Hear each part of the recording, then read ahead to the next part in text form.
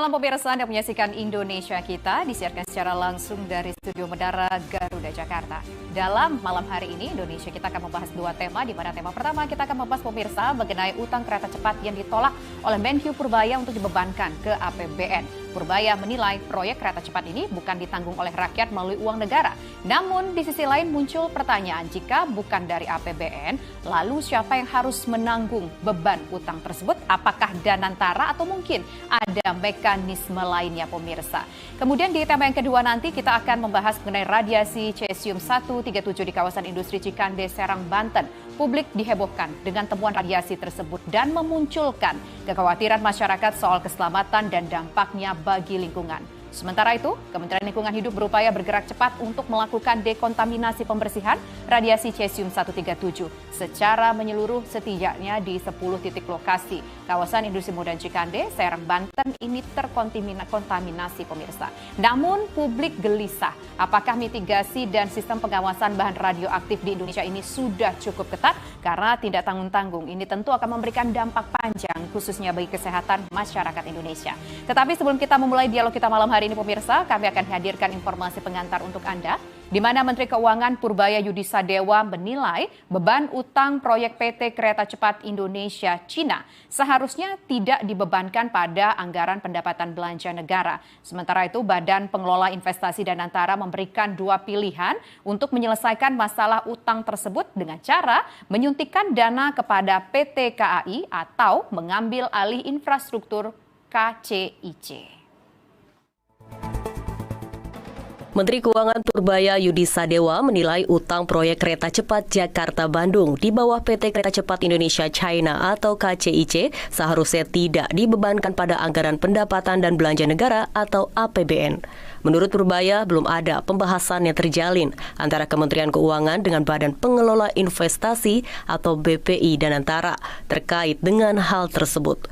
Namun ia menilai pemerintah tidak perlu terlibat dalam menanggung sebagian utang proyek kereta Wush tersebut. Ia pun menyoroti operasi PT KCIC yang berjalan di bawah BPI Danantara. Kalau di bawah Danantara kan mereka udah punya manajemen sendiri, udah punya dividen sendiri yang rata-rata setahun bisa 80 triliun atau lebih. Harusnya mereka manage dari situ, jangan ke kita lagi. Karena kan kalau enggak ya semuanya ke kita lagi, termasuk dividennya. Jadi ini kan mau dipisahin swasta sama government. Ya jangan kalau enak swasta, kalau enggak enak government. Saya pikir begitu ya Pak. Sementara itu Badan Pengelola Investasi Daya Anagata Nusantara atau Danantara memberikan dua pilihan penyelesaian masalah utang yang dialami PT KCIC. Chief Operating Officer atau COO Danantara, Doni Oskaria mengatakan skema penyelesaian masalah utang tersebut, yakni penyuntikan dana kepada PT Kereta Api Indonesia, KAI, atau mengambil alih infrastruktur kereta cepat. Dodi menyebut opsi tersebut telah disampaikan secara internal kepada pemerintah pusat melalui Kementerian Koordinator Bidang Infrastruktur dan juga kepada Kementerian Perhubungan, sehingga tinggal menunggu keputusan. Bahwa ini utang pembangunannya cukup besar. Nah ini apakah kita menambah equity sehingga kemudian perusahaan ini menjadi self-sustain. Karena secara operasional mereka kan sudah cukup ya. Jadi EBITDA-nya sudah positif ya perusahaan ini. Sehingga hanya equity-nya waktu itu kekecilan kita menempatkannya. Apakah kemudian kita tambahkan equity yang pertama. Atau kemudian memang ini kita serahkan infrastrukturnya sebagaimana industri kereta api yang lain. Infrastrukturnya itu milik pemerintah. Nah ini dua opsi ini yang kita coba tawarkan. Doni menyebut pemilihan dua skema penyelesaian masalah utang kereta cepat Wush mempertimbangkan sisa manfaat dari masyarakat di mana KCIC melayani 20.000 sampai 30.000 penumpang setiap hari. Di saat yang bersamaan perusahaan yang mengelola kereta cepat juga bisa tumbuh dengan baik. Adapun total biaya proyek KCIC mencapai sekitar 118,9 triliun rupiah, termasuk pembengkakan biaya sebesar 1,2 miliar dolar Amerika Serikat. 75% dana pembangunan proyek kereta cepat Wush diperoleh dari pinjaman ke China Development Bank. Pemirsa, lantas dengan persoalan yang ada, siapa sih yang harus bertanggung jawab untuk membayar utang kereta cepat Jakarta-Bandung tersebut, pemirsa? Untuk membahasnya, kami sudah bergabung bersama dengan sejumlah narasumber. Saat ini di studio kami sudah ada Bapak Antoni Budiawan, selaku Managing Director Political Economic and Policy Studies. Selamat malam. Selamat malam. Terima kasih sudah hadir, Pak Antoni. Kemudian juga hadir bersama kami ada pengamat transportasi, yaitu ada Pak Sutanto Suhudu. Selamat malam, Pak Sutanto. Dan saat ini juga pemirsa, melalui sambungan Zoom telah bergabung bersama kami ada Pak Fernando H. Ganinduto selaku anggota Komisi 6 DPR RI. Selamat malam, Pak Fernando. Selamat malam, Mbak Tesi. Apa kabar? Baik, nanti Tisa, kita, ya betul. Kalau Tesi pelawak, Pak. Kalau saya Tisa. Nah, pertama saya ingin menuju ke Pak Antoni terlebih dahulu. Pak Antoni, seingat kita beberapa tahun yang lalu sebelum proyek ini jalan, ketika pada saat itu sudah muncul beragam macam kajian, ada persoalan-persoalan, ada yang pro, ada yang kontra, ada yang mengkritisi. Kemudian beberapa tahun kemudian setelah sudah banyak masyarakat Jakarta yang menikmati kemudahan dengan menggunakan kereta cepat Jakarta-Bandung, muncul persoalan siapa yang harus bayar hutang. Bagaimana Bapak melihat soal pembayaran hutang ini dan beragam polemik yang ada meskipun manfaatnya bisa kita rasakan? Dari awal proyek ini kan sudah banyak bermasalah. Dalam arti bahwa ini sudah diduga bahwa ini adalah kemahalan. Itu nilai proyeknya yang sejenis itu kalau di China itu kurang lebih sekitar 40-60% lah nilai proyeknya ya. Kalau di China itu sekitar 17-30 juta US dollar per kilometer, di kita 52 juta US dollar. Nanti Pak Sutanto yang bisa konfirmasi mengenai hal itu. Nah, jadi ini kita sudah kemahalan sekali. Itu pertama. Yang kedua adalah bunga. Kalau dengan Jepang, itu waktu kita dikasihkan bunga hanya dibebankan 0,1%. Di sini adalah 2% per tahun. Artinya 20 kali lipat. Nah, 20 kali lipat implikasinya apa? Implikasinya adalah kalau dengan Jepang dengan 75% utang ini, maka kita cuma bayar sekitar 45 juta US dollar. Atau kurang lebih 70 ya kalau dengan kereta China itu kurang lebih hampir 2 triliun. Kalau dengan yang Jepang itu tidak sampai cuma 75 miliar. Bayangkan 20 kali lipat kita harus bayar. Bayar hutang. Bayar bunga aja. Bunga saja gitu.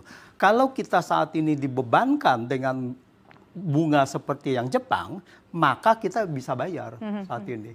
Jadi oleh karena itu ini harus diaudit. Kenapa proyek ini dipaksakan dengan nilai sebegini? Belum yang cost of run-nya.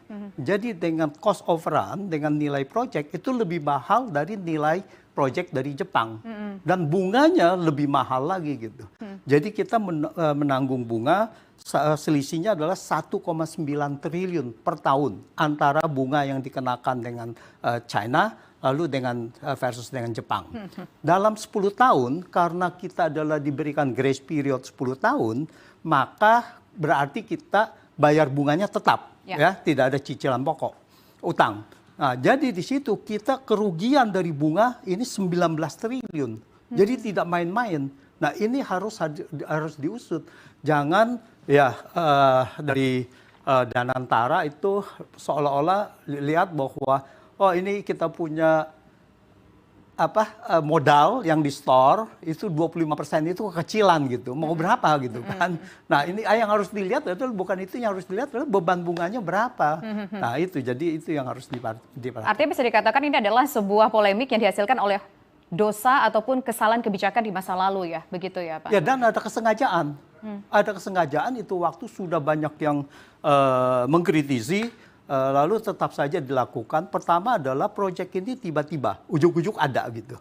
Yang tadinya harusnya adalah Jakarta-Surabaya, kemudian dialihkan ada Jakarta-Bandung. Ya. Ada Pak Agus Pambagio itu mengatakan bahwa ini seolah-olah proyek ini dirampas gitu dari Jepang ke China gitu diberikan. Itu statementnya semalam gitu. Oke, baik, kita akan mengajak pemirsa untuk melihat seperti apa sih komposisi utang yang dimiliki oleh kereta cepat Jakarta-Bandung berikut ini, pemirsa. Berapa utang proyek kereta cepat? Kita akan jawab, pemirsa. Proyek Kereta Cepat Jakarta-Bandung atau WUSH merupakan proyek strategis nasional yang digarap sejak tahun 2016 dan resmi beroperasi pada Oktober 2023 dengan nilai investasi proyek ini mencapai 7,27 miliar US dollar atau setara dengan 118,37 triliun rupiah dengan kurs ini asumsinya 16.283 per dolar Amerika Serikat pemirsa. Angka itu sudah termasuk pembengkakan biaya cost overrun sebesar 1,2 miliar. Nah, dari total investasi tersebut, 75% dibiayai melalui pinjaman dari China Development Bank atau CDB. Lantas, kalau demikian, siapa pemilik sahamnya? KCJB digarap di bawah pengelolaan konsorsium PT Kereta Cepat Indonesia Cina, KCIC, sebanyak 60% konsorsium itu dipegang oleh PT Pilar Sinergi BUMN Indonesia atau PSBI. Dan sisanya dimiliki konsorsium China Railway yang terdiri dari 5 perusahaan. Nah, PSBI sendiri, pemirsa, terdiri dari PT Kereta Api Indonesia yang menguasai saham mayoritas sebesar 58,5%, kemudian disusul PT Wijaya Karya sebesar 33,4%, PT Jasa Marga sebesar 7,1%, dan PT Perkebunan Nusantara 8 sebanyak sebesar 1,03%. Pada tahun 2024, PSBI ternyata mencatatkan kerugian sekitar 4,2 triliun rupiah dan hingga saat ini masih terus berlanjut. Per semester 1 tahun 2025 ini, kerugian itu tercatat senilai 1,63 triliun, adapun nilai rugi bersih PSBI yang dikontribusikan ke KAI mencapai 951,5 miliar per Juni tahun 2025. Ini memang menunjukkan banyak mungkin masyarakat yang komuter ataupun yang berlokasi Jakarta-Bandung begitu cepat mobilitasnya. Tetapi di sisi lain ini juga menimbulkan keresahan untuk bagaimana cara membayar hutangnya. Saya sekarang ingin menuju ke Pak Firnando dari DPR RI. Pak Firnando, tadi kita sudah mendengar seperti apa polemik dari kereta cepat ini dari awal. Apakah memang perlu dilakukan audit untuk kereta cepat ini? Yang dimana pemantiknya adalah siapa yang soalnya harus bayar hutang? Pak Firnando. Ya, terima kasih. Tentunya di sebuah kesalahan ya, tentunya kita harus punya sebuah data yang benar-benar akurat dan data-data itu bisa kita dapatkan dari sebuah audit. Jadi saya sepakat sekali kalau ini dilakukan audit gitu. Cuman yang saya ingin garis bawah, Mbak Tisa, ini kan kita tahu lah apa yang terjadi dengan KCIC ini yang terjadi dari pemerintah yang dulu ya. Tapi kan kita kan nggak perlu lihat ke belakang, kita harus lihat ke depan bahwa kereta cepat yang kita punya ini saya pribadi udah sering menggunakan ini, Mbak, dan saya bangga sekali kita punya kereta cepat seperti ini. Dan ini kan servisnya juga bagus sekali, terus kecepatannya juga bagus, dari segi pelayanan juga semua bagus. Jadi saya sih berpendapat bahwa gimana caranya kita menyelamatkan KCIC ini ke depan gitu. Jadi kita nggak perlu cari tahu apakah yang terjadi kemarin, karena ya sebenarnya tadi Pak Doni juga udah sampaikan ya di liputan pertama tadi bahwa memang sebenarnya bisnis transportasi itu, Mbak Tisa, yang paling ideal itu di sebuah negara itu infrastrukturnya memang disediakan oleh pemerintah.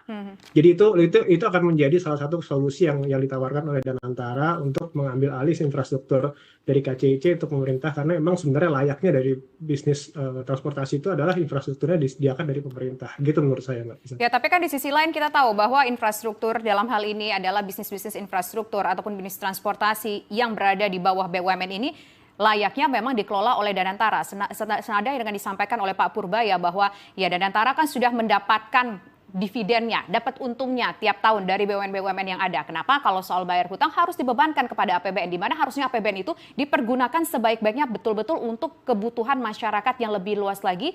Tapi nanti akan dijawab Pak Firnando usai jeda berikut. Kami kembali sesaat lagi.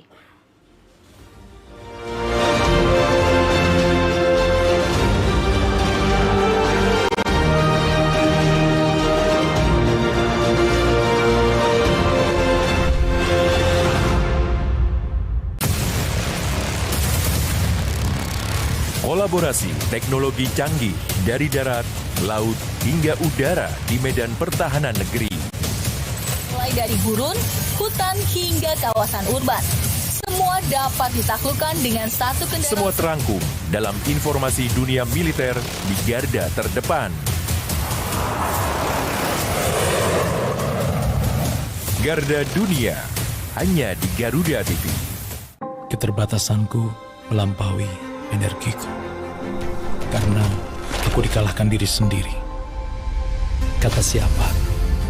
Kata siapa aku dikalahkan diri sendiri? Karena energiku melampaui keterbatasanku.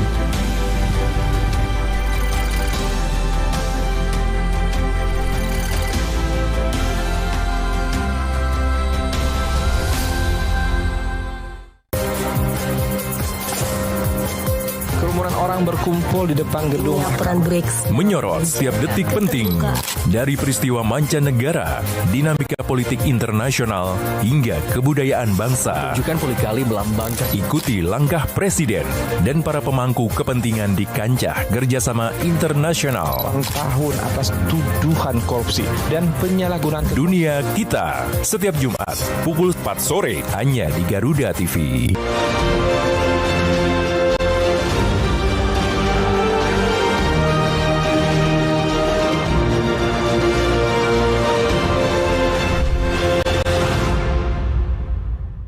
Saya ingin menuju ke Pak Sutanto sebelum menuju ke Pak Fernando dan juga Pak Antoni. Begini, menurut Pak Fernando tadi sebaiknya transportasi itu adalah tanggung jawab dari pemerintah seutuhnya. Artinya harus dilaksanakan G2G atau mungkin G2B. Tapi kan dalam hal ini adalah kita sudah tahu konsepnya B2B, dijalankan oleh konsorsium BUMN. Menurut Bapak, yang idealnya seperti apa sih meskipun sekarang sudah telat untuk mundur lagi ke belakang? Iya, seperti tadi Pak Fernando katakan bahwa memang transportasi membutuhkan kehadiran pemerintah. Ya, paling tidak kita bicara mengenai infrastruktur. Dan saya kira termasuk juga yang namanya kereta cepat kita ini memang ya public domain, ya. Dan kalau kita lihat sebetulnya kehadiran pemerintah sampai di mana posisinya, ya. Kenapa kita di awal berani mengatakan ini B2B, ya. Saya punya pandangan begini, saya bagian dari International High Speed Rail Association di dunia ini yang saya lihat tidak ada satupun kereta cepat di dunia ini yang menggunakan B2B. Konsep ini saya kira agak terlalu berani barangkali ya, saya harus katakan seperti itu. Rule of thumb barangkali saya ingin mengatakan operation cost daripada termasuk maintenance untuk kereta cepat seperti ini mungkin 3-5% dari nilai investasi. Jadi kalau kita punya 116 triliun nilai investasi tadi mungkin udah sekitar 3 triliun lah katakan. Namun di sisi lain tadi kita ada bunga 2%. Ya, kalau kita hitung menjadi 2 triliun artinya 5 triliun minimal tiap tahun kita harus bayar itu. Ya, belum pinjaman pokok. Nah, yang perlu kita tahu revenue-nya bagaimana, ya. Ini yang kita sebut dengan fare box, artinya kita lewat tiket. Saya kira ini jauh ya, jauh dari OM ya, operation maintenance. Jangan kita ngomong investasi. Artinya apa? Kelihatannya dengan bunga seperti ini kita akan terus ada di belakang.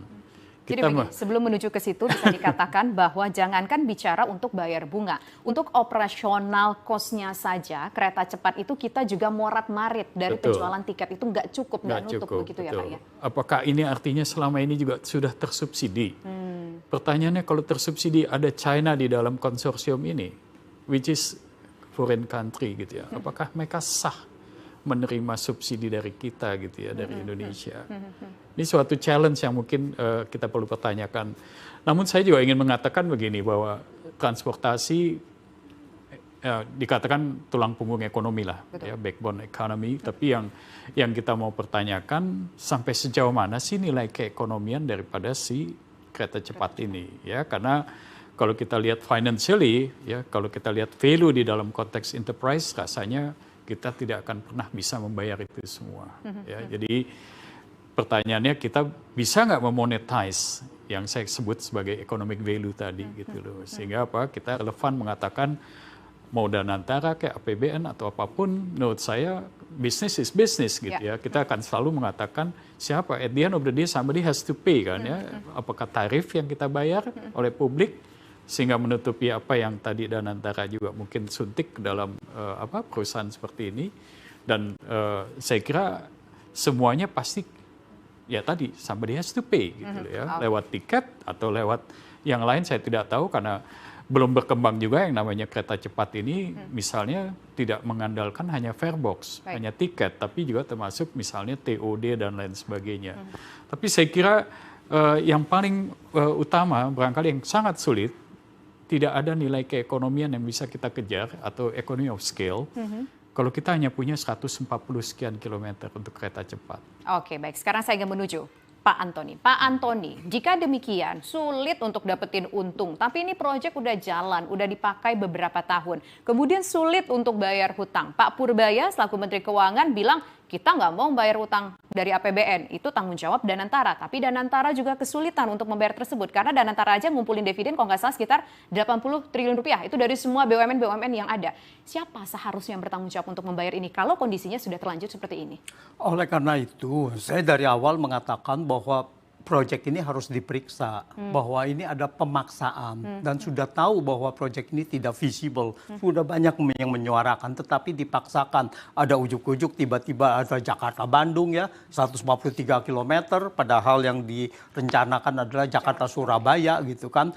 Lalu di situ dikatakan siapa yang bertanggung jawab, siapa yang meminta untuk itu. Jokowi tiba-tiba mengatakan, dia bilang ya dia yang minta gitu. Jadi ini sangat tidak layak sekali proyek ini dijadikan. Dan ini sangat penting kalau saya lihat bahwa ini kita melakukan audit, bukan kita melihat ke belakang. Bahwa di sini apakah ada permasalahan, misalnya ada markup project. Tadi kan saya bilang bahwa ini kemahalan. Ya. Bagaimana bisa 2% itu di-approve gitu kan. Kalau itu dimasukkan ke dalam nilai proyek, maka kita itu proyek dari China ini kemahalan. Karena kalau kita lihat belum cost overrun, itu nilai bunganya itu sekitar 900.000. Ya. Total 10 tahun ya. Nah itu sangat ini sekali gitu. Nah jadi inilah yang harus diaudit. Dan kalau seandainya ada markup dan ada pihak China konsorsiumnya terlibat, maka kita minta pertanggungjawabannya. Ini yang dimaksud dengan restrukturisasinya.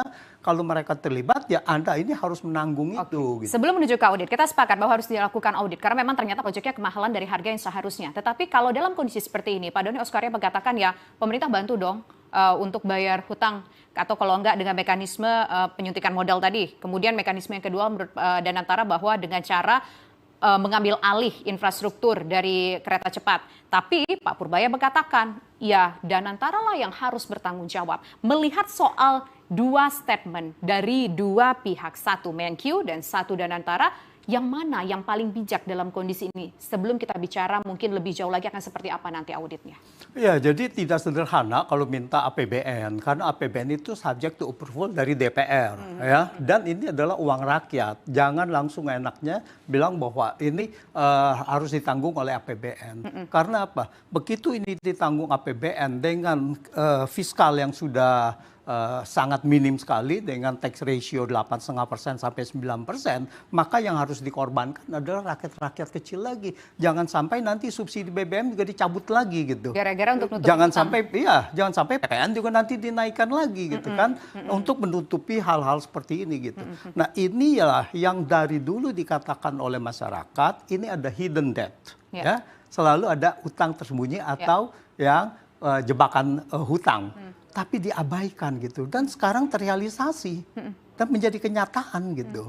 Dan mengenai tadi yang publik, ada pemerintah yang juga harus ikut, harus hadir di situ. Iya, tetapi di negara-negara maju itu adalah pemerintah hadir dengan subsidi dari mengatur dia punya fare. Dia punya tiket, harga tiket, dan kalau kurang itu disubsidi. Banyak sekali di luar negeri juga sudah di-privatize. Dan di kita juga, kita punya IPP, pembangkit listrik juga sudah dijadikan swasta gitu kan. Meskipun kita menolak gitu, karena itu hajat hidup orang banyak gitu.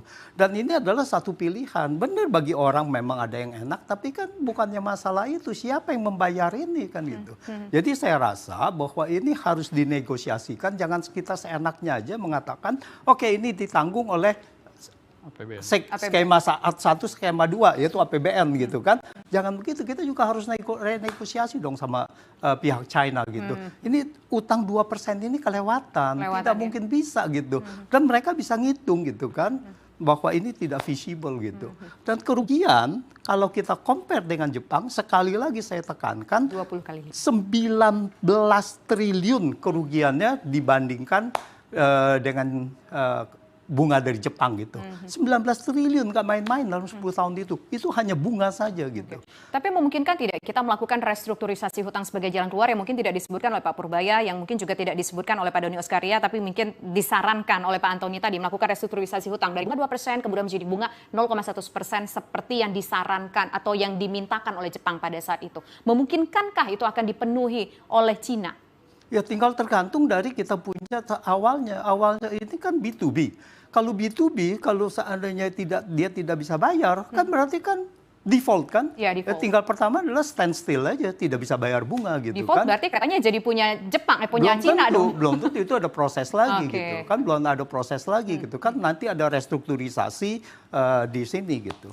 Nah ini tergantung dari kita memang berani apa tidak menghadapi China gitu. Karena apa? Karena di dalam ukuran apapun, bunga infrastruktur yang demikian besar 2%, apalagi 3,4% yang cost of run itu, ini sudah tidak masuk akal. Dan juga kita bisa lihat, oke, kita akan menyicil bunga sampai sekuatnya, begitu kita ada kenaikan penumpang yang kita bisa itu, ya kita bisa eskalasi, bisa menambah gitu. Jangan sampai menanggung rakyat dengan melalui APBN. Jadi bisa stages gitu. Oke. Ya. Nanti kita akan menuju ke Pak Fernando. Pak Fernando, memang di sini ada cost of run-nya sebesar 3-4%. Kemudian bunganya 20 kali lipat lebih besar. Kalau Jepang dulu di awalnya 0,1, kemudian Cina memberikan bunga 2% dan kita setuju pada saat itu. Tadi Bapak memang mengatakan, Pak Fernando, bahwa yang namanya transportasi menyangkut hajat hidup orang banyak itu harus ditanggung oleh negara. Tapi kalau dalam kondisi seperti ini, langkah apa kemudian yang akan DPR sarankan kepada pemerintah untuk mengatasi polemik ini? Nanti akan kita jawab sesaat lagi, tetap bersama kami di Indonesia Kita.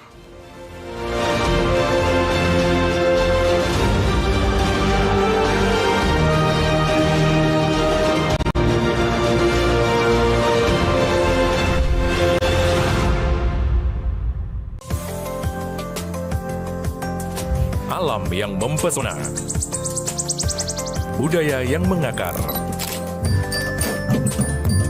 dan sejarah yang menawan. Berarti setiap domba ada pelatihnya masing-masing? Ada. Setiap sudutnya selalu punya cerita yang akan diceritakan. Perjalanan keindahan dari negeri yang luar biasa. Jelajah Nusantara. Setiap Sabtu dan Minggu hanya di Garuda TV.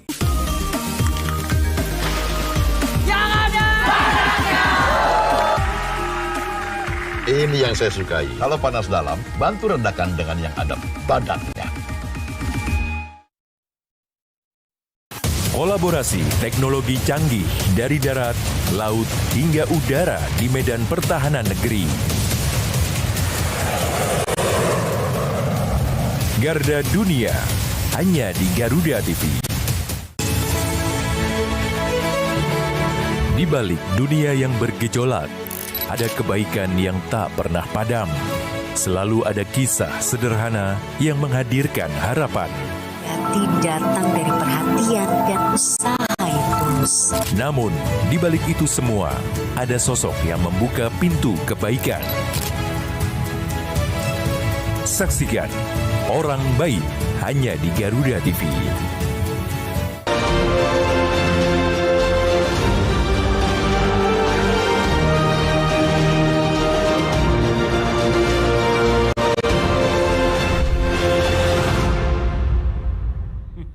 Saya menuju ke Pak Fernando. Pak Fernando menjawab pertanyaan menggantung tadi. Oke lah, kita setuju butuh audit mungkin soal kereta cepat ini siapa yang bayar hutang. Tapi dalam kondisi seperti ini apa mungkin langkah yang akan dilakukan dan disuggest oleh DPR? Ada dua opsi. Pak Purbaya bilang kita nggak mau bayarin dari APBN. Karena memang APBN kemarin pun sudah ketok palu dan memang kita nggak dibajetin untuk bayarin utang itu. Tapi di sisi lain juga Pak Doni Oskaria mengatakan ya bisa lah mungkin pemerintah menyuntikkan modalnya dan kemudian infrastrukturnya dijadikan milik negara. Langkah yang baik gimana sih Pak Fernando kalau menurut Anda? Ya, jadi sebelum saya menjawab pertanyaan itu, tadi saya juga sepakat dengan Pak Antoni dan Pak Sutanto ya, bahwa memang proyek ini proyek yang salah hitung dan memang dampaknya sudah kemana-mana ini. Dan saya juga sepakat, di DPR juga sepakat bahwa proyek ini tidak boleh dibebankan kepada APBN, karena APBN itu kan uang rakyat yang itu harus dipergunakan dengan sebaik-baiknya gitu. Saya sepakat dalam hal itu. Jadi yang dimaksud dengan pengambil alihan infrastruktur itu kan juga bukan berarti dari APBN juga, Mbak Tisa. Ya kan itu kan bisa juga dari dana negara. Ada banyak cara-cara yang akan bisa dilakukan selain APBN gitu. Jadi saran kalau dari DPR menyarankan yang paling pertama sebelum kita melakukan yang lain-lain adalah kan KCIC ini kan bisa bernegosiasi juga dengan para kreditur gitu ya. Itu kan dari segi bisnis kan corporate action seperti itu kan hal yang biasa sekali gitu. Kita merenegosiasi dengan kreditur gitu, apakah tenor itu dipanjangkan dengan bunga yang lebih kecil dan seterusnya. Itu kan banyak sekali yang bisa dilakukan itu. Yang kedua juga pemerintah dalam hal ini memang harus hadir, harus menyelamatkan KCIC ini. Kita di Komisi 6 kita membawahi 1046 BUMN. Dan dari 1046 BUMN itu potensi untuk rugi itu lebih dari 50%, Mbak Tisa. Jadi kita banyak sekali perusahaan-perusahaan yang kita harus beresin. Salah satunya adalah KCIC ini gitu. Jadi Pak Doni juga kemarin saya udah bicara langsung dengan beliau di beberapa rapat antara dan Komisi 6. Beliau tahu betul permasalahan di KCIC dan seluruh BUMN di Indonesia ini, dan dia tahu betul gimana cara menanggulanginya gitu. Jadi biarkanlah mereka untuk berinovasi untuk menyelamatkan BUMN ini gitu, Mbak Tisa gitu. Jadi jangan khawatir, mereka juga tidak akan meninggalkan ini proyek KCIC ini dan seluruh BUMN yang lain. Mereka punya strategi khusus, mereka punya skema-skema strategi yang lain yang bisa menyelamatkan BUMN kita gitu. Nah, saya ingin menuju ke Pak narsum kita, yaitu ada di sini bersama saya ada Pak Sutanto. Pak Sutanto, kalau dengan kondisi seperti ini kan nggak menguntungkan. Dan kita juga mungkin udah hopeless. Gimana mau dapetin untung, gimana bayar hutang? Break even point aja enggak mungkin gitu ya. Langkah apa kemudian yang bisa dilakukan oleh KCIC supaya setidaknya mungkin ada income lebih dari proyek kereta cepat ini? Ya, jadi pertama memang tadi audit ya, karena cost of run-nya juga terlalu tinggi dan mestinya kita bisa renegosiasi dan restrukturisasi ya Pak. Tapi yang juga penting barangkali kita harus berpikir, tadi ya, keekonomian daripada kereta yang hanya 140 sekian kilometer itu harus kita apakan ke depannya ya, sehingga apa, kita punya captive demand yang cukup besar, sehingga kita punya revenue yang juga cukup. Namun yang saya harus juga katakan, mungkin itu pun tidak akan menutupi. Yang lebih kita harus pikirkan barangkali adalah bagaimana kemudian ada yang namanya side revenue, ya, bukan hanya vertical. Vertical revenue buat saya itu ya tiket, ya, tapi side revenue barangkali kita bisa berbicara mengenai capture value yang lain, misalnya TOD, ya, transit oriented development dan lain sebagainya, yang mana kita mengembangkan apa ya, nilai-nilai finansial dan ekonomi yang lain, ya, di luar perkeretaapian itu sendiri. Jadi dia hanya sebagai pembangkit, ya, dia mengenerate adanya penumpang yang kemudian dia bisa ada di tempat lain dalam waktu yang singkat dan lain sebagainya. Namun kemudian apa aktivitas mereka untuk kita bisa gain ekonomi lagi, ya, dari masyarakat seperti itu. Nah ini yang saya pikir saya setuju bahwa ini bukan bagian dari urusan APBN, ini harus mungkin menjadi bagian Danantara. Dan langkah awal menurut saya kita harus buy out ya. Buy out itu artinya kita ambillah infrastruktur itu karena kita harus stop dengan bunga yang seperti itu. Berarti ambil infrastruktur, APBN kita juga tergerus dong ya Pak ya? Saya nggak tahu Danantara akan seperti apa. Oke, gimana Pak? Kalau dengan cara ini kita harus way out, ya udah kita ambil infrastrukturnya, kita yang urus supaya kita stop lah urusan dengan bayar hutang ke Cina yang bunganya gede banget. Ya, Antoni. Semuanya tidak akan menyelesaikan masalah selama utang ini tidak direstrukturisasi berikut mengenai komponen bunganya. Saya rasa yang menjadi bottleneck adalah bunga. Kalau misalkan kita umpamakan dengan Jepang tadi, kita cuma bayar 4,5 juta atau 75 miliar saja per tahun bunganya. Bayangkan dengan sekarang ini hampir 2 triliun. Jadi ini kan sudah yang membebani ini kan, 2 triliun ini kita tidak bisa bayar. Kalau dengan 75 miliar, di bawah 100 miliar, mungkin kita bisa bayar gitu. Karena kita mempunyai kita punya tiket kemungkinan 1,5 triliun ya, mungkin operasionalnya berapa sebagainya, setahun gitu. Nah, jadi untuk itu kita stages, jadi kita minta bahwa ini keringanan bunga supaya ini bisa dibayarkan dulu, dan kemudian nanti begitu ada side revenue-nya itu sudah berjalan, mungkin bisa ditambah gitu. Jadi yang harus menyelamatkan proyek ini bukan hanya kita saja. 40% pemegang saham China juga harus bertanggung jawab, harus mencari solusi bagaimana ini bisa berjalan. Tapi gitu. Kita penasaran, Cina ngasih bunga yang begitu besar ke Indonesia, 2% selama berpuluh-puluh tahun. 40% sahamnya dipegang oleh Cina. Dalam kondisi seperti ini, sudut pandang Cina seperti apa sih dari segi keekonomiannya? Apakah dalam bahasa awam mereka merasa senang, wah ini calon investasi baru di Indonesia.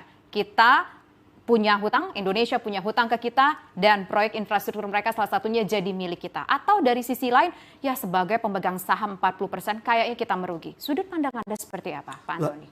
Dia kan tidak ada utangnya. Yang utang kan kita 75%. Meskipun itu 75% juga dia hutang. Buat dia kan masuk kantong kiri, kantong kanan aja. Betul. Mau dibebankan 2%, mau dibeban 3%, 0,1%, buat mereka tidak ada efeknya. Ya, karena ini ya secara keseluruhan ya, itu tidak ada efeknya gitu. Buat kita ini yang beban gitu. Jadi nggak bisa di-compare seperti kayak tadi gitu. Jadi dia ya mengenakan 2% ini adalah murni karena ini bisnis bahwa kita utang ini harus kita bayar gitu. Dan ini yang dikhawatirkan oleh banyak orang, ini menjadi hidden debt. Inilah jebakan hutang yang sekarang ini sudah terbukti gitu. Jangan sampai ada lagi utang-utang proyek-proyek lain yang akan seperti begini lagi. Saya tidak tahu IKN misalnya atau yang lain-lainnya gitu yang ada. Jebakan hutang ini membuat kita terancam untuk kehilangan infrastruktur strategis kita atau bagaimana? Kalau dia mau mengambil kereta cepat ini sih bagus-bagus saja gitu kan. Karena ini sudah tidak visible dalam 10 tahun juga mungkin udah sulit gitu kan. Katanya mungkin payback-nya bisa lebih dari 40 tahun gitu. Itu pertama. Yang kita khawatirkan adalah dia minta aset yang lain. Kompensasinya nggak mau begitu, saya mau pelabuhan yang di Sabang, saya mau pelabuhan yang di itu. Nah itu yang dikhawatirkannya. Nah nggak tahu, makanya tim kita ini harus benar-benar pinter untuk negosiasinya gitu. Tapi kalau kita udah di bawah, tidak dalam kedudukan yang sama, ya berarti kita kalah. Kalau kita lihat apa yang dikatakan itu, oh ini nggak bisa bayar, lalu kita tiba-tiba mau menanggung ditanggung APBN dan sebagainya. Berarti kita tidak dalam posisi untuk negosiasi. Berarti kita nggak kuat dong untuk bernegosiasi. Berarti upaya untuk kita mengharapkan restrukturisasi akan diterima, alih-alih dapat 0,1% bisa restrukturisasi jadi 1% aja seperti sebuah mimpi. Ya itulah, jadi makanya ini yang harus sebetulnya diupayakan terlebih dahulu. Jadi saya mau tanya mengenai yang tadi, Pak Fernando atau yang Pak Doni, bunga 2% itu normal apa tidak untuk infrastruktur begini gitu kan? Oke, baik. Coba kita tanya Pak Fernando. Pak Fernando, salah satu langkah yang bisa kita lakukan adalah mencoba, berikhtiar, melakukan restrukturisasi, meminta restrukturisasi kepada Cina sebagai 40% pemegang saham. Lantas sebetulnya bunga 2% itu apakah cukup ideal atau tidak? Meskipun kita tahu ini sudah berganti rezim, proyek ini dibangun pada rezim sebelumnya, begitu? Ya tentu, ya tadi yang seperti saya bilang di awal ya Mbak Tisa ya, rekomendasi pertama saya itu adalah renegosiasi, bukan yang lain-lain. Karena itu yang harus pertama kali kita harus lakukan. Karena proyek ini tidak akan bisa berjalan, tidak akan bisa continue kalau misalnya renegosiasi tidak dilakukan. Gitu. Kalau renegosiasi, kita tentu juga harus paralel dengan proses renegosiasi itu. Renegosiasi kita berjalan, proyek penyelamatan proyeknya melalui Danantara pun juga harus jalan. Nah, ini harus paralel. Kalau kita nggak paralel, kalau hanya satu aja yang jalan, ini nggak akan berhasil. Kita gini Mbak Isa, kita bicara kereta cepat ini, harapan kita tuh kan sampai ujung Jawa, sampai Surabaya. Betul. Kalau dari Jakarta sampai Bandung aja bermasalah seperti ini dan nggak selesai, ini gimana kita bicara sampai Surabaya gitu. Jadi saya rasa kami kebetulan kita DPR hari ini kan masih reses ya Mbak ya. Jadi ntar begitu masuk sidang, saya akan memanggil KCIC dengan Danantara untuk menyelesaikan masalah ini. Karena ini kalau tidak diselesaikan dengan cepat, ini mata Indonesia di depan dunia bisa bahaya ini. Karena kita dengan bangganya kita punya kereta cepat, tapi baru bermasalahnya seperti ini. Jadi jangan khawatir, ntar kita akan panggil, kita akan selesaikan masalah, solusi-solusi itu akan kita lakukan supaya gimana caranya KCIC ini bisa kita selamatkan. Oke, begini Pak Fernando. Tadi Pak Fernando sudah mengatakan, saya ingat betul Pak Fernando mengatakan Danantara ini mengurusi sekitar ada 50 BUMN yang bermasalah, yang nggak sehat, yang harus segera dibenahi. Beberapa diantaranya adalah perusahaan-perusahaan BUMN yang bergerak di bidang transportasi. Tapi dengan statement Pak Purbaya mengatakan bahwa pemerintah tidak bertanggung jawab, APBN tidak bertanggung jawab untuk membayar utang-utang dari kereta cepat ini tampaknya sebuah simbol juga kepada BUMN lain bahwa pemerintah tidak mau bertanggung jawab terhadap hutang-hutang yang dimiliki oleh BUMN karena ini akan mengancam likuiditas kita. Anda menangkap hal yang sama atau mungkin bagaimana Pak Fernando? Saya koreksi sedikit Mbak Tisa. dari 1046 BUMN yang berpotensi untuk rugi itu lebih dari 50%. Bukan 50 perusahaan. Oke, lebih dari ternyata. Oke. Ya, yang berpotensi untuk rugi ya, artinya belum rugi. Jadi Pak Doni itu udah sampaikan ke saya dan mereka Danantara itu sudah memitigasi mendeteksi semua permasalahan-permasalahan di BUMN itu dan mereka tahu caranya gimana menyelesaikan itu. Jadi tentu 1046 BUMN ini banyak juga yang harus diselesaikan, bukan hanya KCIC aja. Kita belum bicara Garuda, belum bicara Krakatau Steel, belum bicara yang lain-lain. Itu banyak sekali yang harus kita lakukan. Dan saya yakin, saya kan Danantara ini kan mitranya Komisi 6, Mbak Tisa. Jadi kami berkomunikasi terus dengan Pak Doni dan seluruh jajaran di Danantara. Dan mereka itu orang hebat-hebat yang saya yakin mereka bisa menyelesaikan sebuah masalah ini. Cuman tentunya semua masalah BUMN di negara ini itu bukan masalah 1, 2, 3 malam bisa selesai, Mbak. Ini perlu waktu, perlu tenaga, perlu effort, perlu bantuan dari seluruh warga Indonesia untuk gimana cara kita bisa mendapatkan BUMN yang untung gitu. Jadi yuk kita sama-sama, kita optimis, kita serahkan ini kepada Danantara untuk bekerja dengan baik untuk menyelesaikan semua permasalahan-permasalahan di BUMN. Tentunya Komisi 6 itu pasti akan mengawasi dengan ketat pekerjaan Danantara ini supaya gimana caranya BUMN ini bisa untung. Gitu. Oke, baik. BUMN ini bisa untung. Kita ingat kalau nggak salah Danantara itu bakal dapat atau dividen keuntungan sekitar 80 triliun per tahun. Tapi kan ada ribuan BUMN yang harus diurusi. 50% atau 50 BUMN lebih lainnya ini dalam kondisi bermasalah kalau menurut Pak Fernando tadi. 80 triliun itu ngomong cukup apa enggak? Penyelesaian BUMN itu kan bukan hanya dari uang ya. Ya kita masih banyak corporate action yang kita bisa lakukan di dalam korporasi gitu kan. Saya kan juga udah lama di dunia korporasi ya. Kita bisa merger, kita bisa IPO, kita bisa macam-macam yang kita bisa lakukan. Bukan hanya uang aja yang kita bicara di sini gitu. Jadi jangan semua apa-apa dividennya BUMN yang kita bisa pakai. Enggak, kita masih banyak corporate action yang kita bisa lakukan di Danantara itu, dan Pak Doni ngerti sekali masalah ini. Jadi corporate action itu tentu merupakan salah satu instrumen yang mungkin bisa dipergunakan, tapi tidak bisa dipungkiri dari corporate action itu tentu membutuhkan juga mungkin suntikan-suntikan dana, membutuhkan juga mungkin bantuan-bantuan dari Danantara. Kalau menurut Pak Antoni, dengan 80 triliun rupiah itu apakah akan menjadi terbebani nanti Danantaranya? Ya, corporate action ini kan hanya bisa berjalan lancar untuk perusahaan yang bagus kan sehat. Kalau perusahaan yang tidak sehat, tidak ada lagi corporate action gitu, kecuali suntikan dana. Seperti sekarang ini KCIC kan sudah tidak bisa ya harus disuntik gitu. Mau corporate action gimana lagi gitu. Nggak ada jalan keluar way out corporate jangan action. sampai corporate action dari perusahaan yang bagus untuk ke sini gitu. Itu juga bisa gitu. Tapi kita lihat 80 triliun itu ini tidak seberapa yang didapat. Kita lihat waktu APBN tahun 2021 atau 2022 saja itu penyertaan modal negara itu mencapai 120 triliun itu yang dikeluarkan. Dia dapat 80 triliun, dia keluarkan 120 triliun. Nah, jadi selama 10 tahun pemerintahan Jokowi itu berapa banyak penyertaan modal negara? Itu bisa sampai berapa ratus triliun, 500 triliun lebih gitu. Nah, ini yang harus kita juga jangan kita bicara uang aja yang diterima. Purbaya itu sudah benar, berarti karena apa? Banyak juga penyertaan modal negara yang harus masuk ke BUMN gitu, dan dari utang itu. Dan sekarang pun makanya Pak bisa dimengerti kalau Pak Purbaya ini tidak menginginkan itu karena dia harus utang lagi. Karena pemerintah tidak ada uang, mau uang dari mana? Setiap bailout adalah utang. Ya, oke. Baik, silakan ditanggapi Pak Fernando. Nggak semuanya bisa dilakukan corporate action. Kalau yang nggak sehat ya nggak mungkin untuk disatukan menjadi satu kesatuan. Bukan bicara soal uang melulu. Iya, saya sepakat dengan Pak Antoni tadi. Memang corporate action itu emang nggak bisa dilakukan oleh perusahaan-perusahaan yang rugi ya. Memang itulah tugas Danantara, dia harus mengalokasikan dana-dana dividen dari BUMN ini yang kita targetkan sebenarnya dari 80 triliun ini harus naik menjadi ratusan ya, karena kan dengan perusahaan-perusahaan yang sehat itu bisa menghasilkan dividen yang lebih besar lagi gitu, dan semua dividen BUMN itu semakin kesini semakin besar, jadi angka 80 itu akan menjadi besar gitu.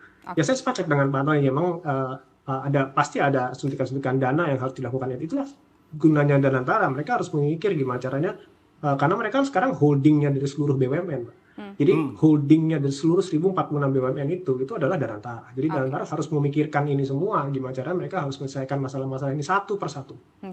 Baik, kita tahu juga selain dari persoalan yang dihadapi oleh kereta cepat ini, PR dari Danantara luar biasa banyak sekali begitu ya. Nah, saya ingin menuju ke Pak Sutanto. Kita bicara bahwa 147 km itu kayaknya memang kurang menguntungkan. Tapi faktanya memang proyek itulah yang kita miliki sekarang. Kita memang punya jangka selanjutnya untuk memperpanjang menjadi kereta Jakarta-Surabaya. Apakah dengan persoalan ini kereta Jakarta-Surabaya yang diharapkan bisa memberikan keuntungan juga akan terancam tidak terrealisasi? Begini. Yang pertama barangkali memang kita akan bekerja sama dengan siapa. Apakah kita masih rely dengan China yang seperti ini? Ya, saya tidak terlalu yakin juga kita bisa melakukan renegosiasi mengenai restrukturisasi bunga pinjaman misalnya. Ya, artinya apa? Kalau itu tidak bisa kita lakukan, artinya ada bunga besar yang berkepanjangan. Pertanyaannya Jakarta-Surabaya ini apakah Jakarta-Bandung-Surabaya atau Jakarta-Surabaya yang lain?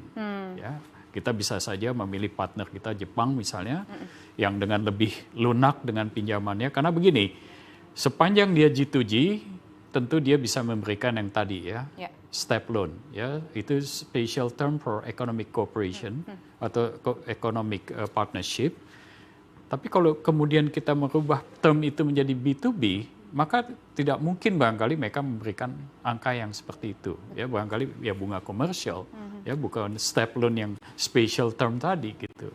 Nah, barangkali memang untuk kedepannya kita memang harus mengupayakan step loan seperti itu. Ya, jadi tidak ada barangkali satu-satunya perusahaan kereta api seperti ini yang bisa mendapatkan income yang cukup untuk membayar IOM, investasi, ya, operation and maintenance tadi, itu hanya dari farebox. Ya, tapi dari tadi yang saya katakan side business-nya apa. Saya kira itu yang mesti dipikirkan Danantara. Pertama, bisa nggak kita renegosiasi untuk bunga tadi? Kalau tidak ya barangkali kita harus berpikir ulang, ya. Karena apapun dia harus diperpanjang. Karena ekonomi scale-nya nggak ada. Tapi dalam kondisi saat ini dari segi undang-undang pun tidak memungkinkan negara untuk serta melakukan pembayaran hutang, begitu ya Pak Sutanto ya, untuk utang-utang BUMN, begitu Pak Sutanto dan juga Pak. Gimana menurut Bapak? Negara tidak mungkin melakukan pembayaran hutang, Pak Sutanto dan juga Pak Antoni. Ya, jadi tidak mungkin bahwa pembayaran hutang itu kan, ini kan kita harus ingat ini adalah skema B2B sekali lagi. Jangan sampai ada pelanggaran-pelanggaran itu. Bahwa skema itu kalau mau ditanggung oleh negara, yaitu berarti harus ada persetujuan dari DPR, harus dibicarakan lagi gitu kan. Dan tetapi di sini rakyat akan marah, karena pada saat ini rakyat yang dikorbankan gitu. Nah, jangan sampai rakyat yang dikorbankan. Yang menurut saya adalah yang harus kita negosiasikan dulu pertama kali adalah dengan China-nya sendiri gitu. Jadi kita harus minta pengurangan dari utang ini dan kedua adalah dari bunga. Itu dulu supaya ini bisa sustain. Kalau dari negara aja cuma bayar, ini nggak bisa. Ya, itu. Jadi ini yang harus benar-benar di awalnya kita itu kan. Dan yang kedua adalah harus benar-benar diaudit dan diperiksa bahwa apakah ada manipulasi di dalam proyek ini. Dan itu yang harus dipertanggungjawabkan. Dan kalau kita tahu yang bertanggung jawab saat itu adalah proyek ini langsung instruksi dari Presiden Jokowi. Jadi ini yang harus kita mintakan. Terakhir Pak Sutanto, closing statement dari Anda. Iya, audit tadi tentu harus kita lakukan karena memang tadi yang saya katakan cost of run-nya sudah terlalu besar, ya. Dan ini yang kembali lagi siapa bertanggung jawab di sini? Ini bukan masa lalu atau masa depan yang mesti kita belajar, ya. Tapi siapapun harus bertanggung jawab dan istilahnya kalau memang ada markup dan lain sebagainya itu harus bertanggung jawab. Kalau perlu ada perampasan harta, rampas harta itu. Demi kepentingan publik gitu. Belum ada undang-undangnya Pak. Masih on progress. Nah, terakhir saya ingin menuju ke Pak Firnando. Silakan closing statement dari Anda Pak Firnando. Ya, saya rasa kami bertiga sepakat ya, Mbak Tisa, termasuk Mbak Tisa juga saya yakin sepakat bahwa emang ini harus ada namanya audit. Yang kedua juga kita jangan bebankan APBN lagi dalam kasus ini gitu. Dan yang ketiga memang ya kita harus selesaikan ini segera gitu, karena ini kan proyek ini kan juga bukan proyek yang dari segi kualitas ya, ini kan bukan yang jelek gitu loh. Di kereta cepat di beberapa negara dibandingkan dengan apa yang kita punya itu nggak kalah, kita juga bagus juga gitu. Jadi kita sama-sama optimis untuk menghadapi permasalahan ini.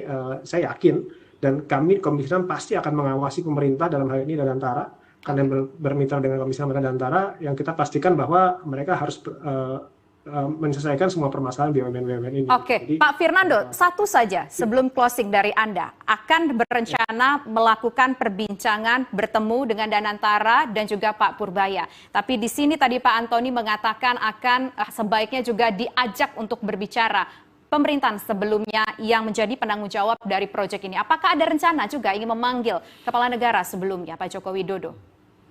Iya, jadi kalau masalah itu kan kita juga belum ada pasti ya, bukti pasti bahwa itu memang ada tanggung jawab dari pemerintahan yang dulu gitu. Betul.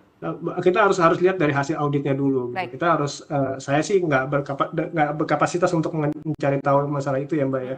Nanti biar audit yang itu dan mungkin APH yang lebih berkapasitas untuk menganggap masalah itu gitu. Saya dalam hal ini Komisi 6 hanya memastikan bahwa seluruh BUMN di Indonesia ini harus berjalan dengan baik dan bermanfaat bagi masyarakat Indonesia gitu. Oke, baik. Terima kasih Pak Fernando, terima kasih Pak Antoni, dan terima kasih juga Pak Sutanto sudah berbincang bersama kami di program Indonesia Kita. Kalau berbicara soal siapa yang harus bertanggung jawab untuk membayar kereta cepat ini, pemirsa, hutang dari kereta cepat Jakarta-Bandung ini, tentu semua narasumber kami sepakat lakukan audit terlebih dahulu dan kita lihat bagaimana hasil audit tersebut. Ada berbagai macam hal yang mungkin bisa dijadikan sebuah langkah ke depannya untuk penyelesaian persoalan hutang yang membengkak dari kereta cepat ini. Usai jeda berikut pemirsa, kami akan berdiskusi dengan tema lainnya, yaitu mengenai ramai radiasi CS137. Apakah bisa teratasi? Selengkapnya sesaat lagi, tetaplah bersama kami di Indonesia Kita.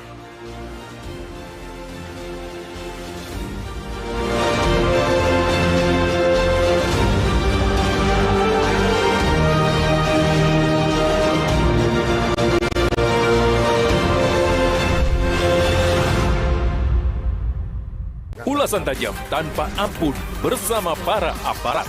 Informasi penting yang membuat Anda lebih waspada. Kriminal Plus 62. Setiap hari pukul 11:30 siang dan pukul 5:30 sore. Hanya di Garuda TV.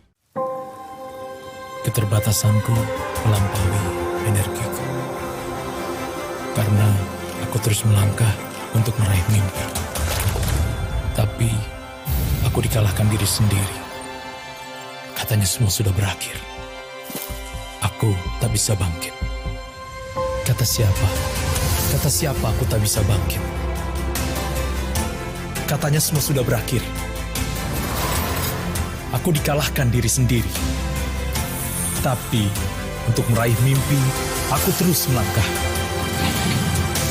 Karena energiku melampaui keterbatasanku.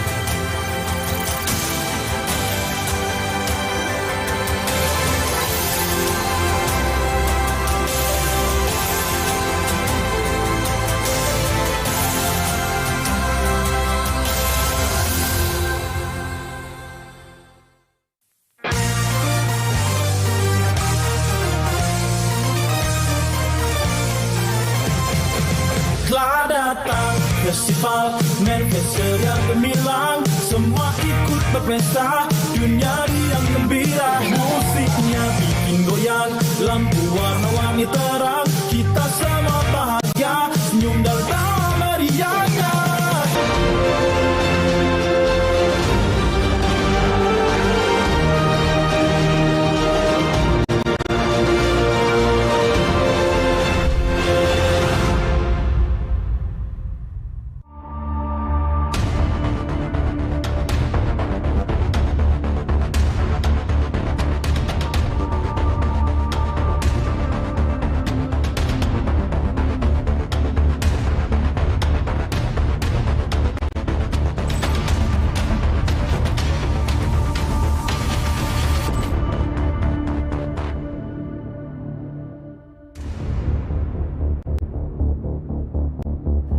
Pemerintah telah menetapkan kawasan industri modern Cikande di Serang, Banten sebagai kawasan kejadian khusus pencemaran radiasi cesium 137 dengan tingkat radiasi terukur yang sangat tinggi, mencapai 33.000 mikrosievert per jam. Tingkat radiasi ini kira-kira 875.000 kali lipat lebih tinggi dibandingkan ambang batas radiasi alam yang normal. Risikonya yang sangat besar akan membawa dampak apabila warga terus-menerus berada di kawasan tercemar radiasi. Gubernur Banten Andra Soni mengatakan relokasi sementara akan dilakukan menyusul dekontaminasi di 10 titik sumber cemaran radiasi yang akan berlangsung kurang lebih 1 hingga 2 bulan ke depan. Ia menekankan relokasi atau pemindahan warga perlu dilakukan untuk menghindari dampak bahaya yang bisa ditimbulkan. Lokasi relokasi sementara sudah disiapkan oleh Pemprov Banten bersama pemerintah Kabupaten Serang dan Polda Banten. Kajian lebih lanjut tentang titik relokasi akan dilakukan dengan memastikan jalur yang strategis sehingga mobilitas warga tidak terganggu. Perlu ada relokasi warga nggak sih Pak? Ada beberapa rencana, sedang dipetakan jumlah kakaknya dan sebagainya. Tadi sampaikan dilakukan relokasi sementara sampai dekontaminasinya selesai. Nah ini akan, Kapolda sudah menyiapkan tempat, Bupati juga menyiapkan tempat, pemerintah Provinsi Banten juga insya Allah akan menyiapkan tempat. Kita akan pilih mana yang paling efektif untuk supaya masyarakat yang di relokasi sementara itu bisa menjalankan aktivitasnya seperti sedia kala, termasuk sekolah dan lain. Saat ini masih ada warga yang memilih untuk tidak direlokasi. Warga masih merasa kesehatan mereka baik-baik saja, tidak menunjukkan gejala keracunan ataupun terkontaminasi radiasi. Padahal, tidak selamanya efek radiasi cesium 137 menunjukkan gejala akut atau mendadak. Pada banyak kasus, efek radiasi membutuhkan waktu yang panjang dengan dampak pada meningkatnya resiko kanker, gangguan sumsum tulang, kerusakan genetik, serta gangguan reproduksi dan kehamilan. Hal ini pun menjadi tantangan bagi pemerintah setempat. Sementara itu, Kementerian Lingkungan Hidup menerjunkan ratusan personel untuk melakukan dekontaminasi pembersihan radiasi cesium 137 secara menyeluruh di 10 titik lokasi kawasan industri modern Cikande, Serang, Banten. Ratusan personel tersebut tergabung dalam Satuan Tugas Penanganan Kerawanan Bahaya Radiasi Radionuklida Cesium 137 dan Kesehatan pada Masyarakat Beresiko Terdampak.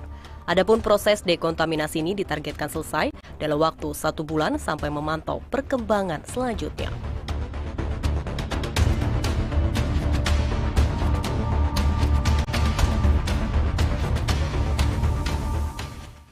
Tentu pemirsa, ramai radiasi CS137 ini membuat khawatir bagi mereka yang peduli kepada lingkungan dan juga kesehatan. Termasuk mungkin Anda pemirsa di rumah, karena dampaknya bisa memberikan dampak yang serius, misalkan kanker dan sejumlah penyakit-penyakit lainnya.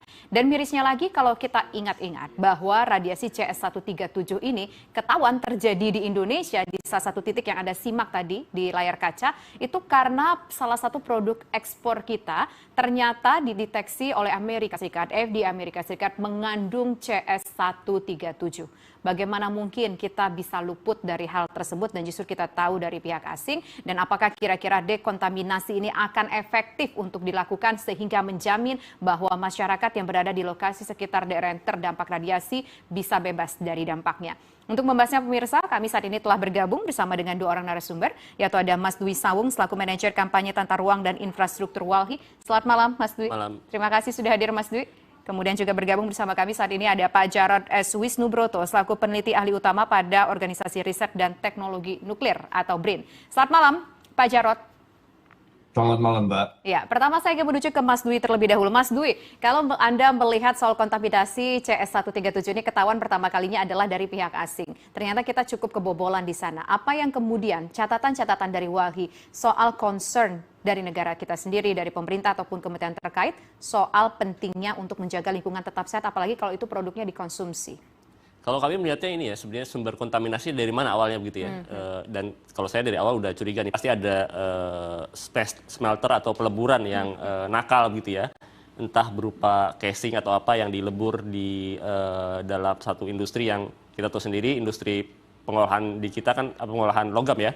Seringkali sumber-sumbernya tidak jelas juga. Kemudian juga pengolahan limbah itu banyak sekali kenakalan lah ya ketika mengolah limbah. Dan apalagi kalau kita lihat, kalau di kasus smelter seperti ini ya, kan di Omnibus, turunannya Omnibus ada PP 21 itu ya, yang melepaskan di lampiran 14-nya, melepaskan beberapa bahan yang tadinya B3 dikeluarkan dari list B3. Termasuk ini dari yang limbahnya smelter begitu ya. Jadi kalau misalnya sumbernya nggak jelas, itu jadi kalau ada sesuatu kontaminasi, dan kita tahu sendiri kadang-kadang impor segala macam juga, baik lokal juga ada juga ya, baik impor juga itu nggak ada pengawasannya. Jadinya segala macam bisa masuk sana, dilebur, terus tiba-tiba limbahnya jadi kemana-mana begitu ya. Dan itu kita sudah lihat bahwa ini ada bom waktu nih. 4 tahun lalu ya kita bilang ini bakal jadi bom waktu ini sebenarnya ya. Ketika pemerintah melonggarkan aturan tanpa melihat bahwa di bawah itu banyak kenakalan begitu ya. Ya akhirnya jadi bom waktu ya, dan terjadilah sekarang gitu ya. Dan nggak hanya industri ini ya, memukul industri lain ya, industri udang, pakan yang lain itu jadi terpukul banget ini gara-gara ingin melonggarkan suatu industri yang banyak kenakalannya begitu. Efeknya domino, ini adalah bom waktu. Mas Dwi mengatakan, salah satu bentuk dari bom waktu ini pemirsa adalah dampak radiasi CS137. Lantas sebetulnya apa sih CS137? Berikut kami hadirkan informasinya untuk Anda. CS137 atau yang juga disebut cesium-137 adalah isotop radioaktif buatan dan sering digunakan untuk alat ukur industri, dan juga muncul dari limbah ataupun scrap logam yang mengandung unsur radioaktif. Dan ini merupakan produk sampingan fisi nuklir dari uranium dan berbentuk serpihan debu. Jadi tidak terlihat pemirsa, namanya radiasi itu memang tidak bisa dilihat secara kasat mata. Dan bagaimana kemudian CS137 ini pertama kali teridentifikasi? Awal mulanya Otoritas Pengawas Obat dan Makanan Amerika Serikat FDA menemukan kontaminasi cesium-137 di produk udang dan cengkeh asal Indonesia. Diduga kontaminasi berasal dari pengolahan besi dan baja di kawasan industri Cikande, Banten. Dan kemudian di mana lokasi dan subjek yang terdampak dari CS137 ini, beberapa di antaranya pemirsa kami mencatat lokasi-lokasi yang terdampak CS137 ini adalah kawasan industri modern Cikande, Kabupaten Serang, Banten, kemudian udang beku dari pabrik PT Bahari Makmur Sejati, ini juga terdeteksi mengandung CS137. Sumber ini diduga dari pabrik peleburan logam yang menggunakan scrap metal. Dan data yang kami dapatkan, peleburan logam ini adalah PT Peter Metal Teknologi PMT. Seperti yang disampaikan oleh Mas Dwi tadi, ini adalah dari peleburan logam yang bisa memberikan serpihan-serpihan dari CS137 ini. Dan penyebaran ataupun pencemaran ini diduga dari impor scrap dari besi bekas yang terkontaminasi sebelumnya dengan CS137. Dan temuan kontaminasi ini berasal dari 23 kontainer scrap bubuk besi bekas yang diimpor dari Filipina dan masuk melalui pelabuhan Tanjung Priok.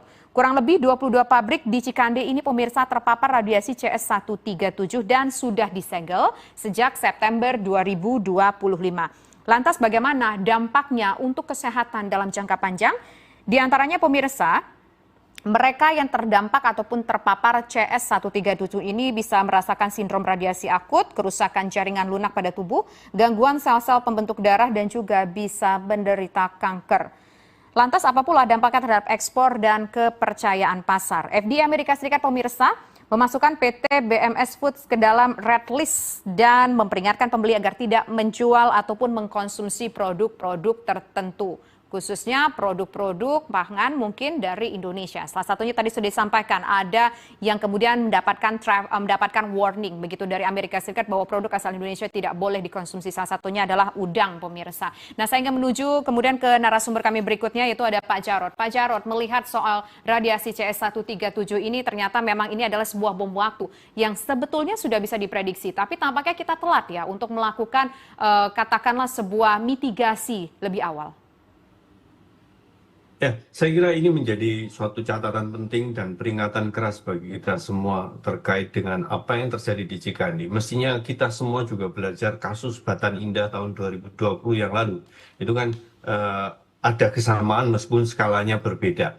Jadi hal yang paling penting bagi kita adalah ketika kita menemukan cesium-137 adalah perbaiki sistem infrastruktur pengawasan kita dan koordinasi kita.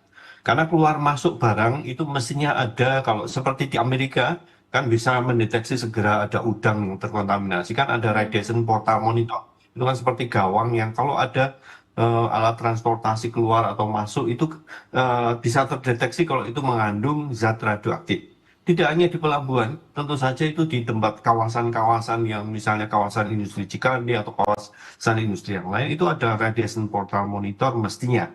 Nah itu pertama yang harus dilakukan oleh pemerintah segera, karena kita juga punya pelabuhan banyak. Terus tadi juga catatan ada kontainer Filipina masuk, ternyata kemudian itu terdeteksi setelah kasus Cikande terjadi, mestinya kita sudah punya paling tidak ada yang di Tanjung Priok. Itu baru tahap pertama. Yang kedua tentu saja perbaiki database jalur lalu lintas cesium 137 di Indonesia. Itu tugas Bapeten. Karena penggunaan cesium 137 banyak. Ada 13.000 izin diberikan di Indonesia oleh Badan Pengawas Tenaga Nuklir. Nah itu yang kedua juga penting. Karena tidak hanya dari luar saja, bisa jadi juga dari dalam. Jadi dari dalam ada cesium 137, kemudian masuk ke smelter, ke pelaburan, kemudian bisa jadi jalurnya seperti kasus Cikande. Itu kira-kira. Tapi apakah memang bisa dikatakan bahwa CSI 137 ini pure berasal dari luar negeri kemudian masuk ke Indonesia dan ini menyebar? Atau jangan-jangan sebetulnya ada asumsi ataupun ada analisis yang membuat sebetulnya Indonesia punya CS 137 sendiri yang diproduksi di dalam negeri? Nanti kita akan coba bahas ini dan bagaimana kalau memang seandainya hal tersebut bisa terjadi, pemirsa. Sesaat lagi tetaplah bersama kami di Indonesia Kita.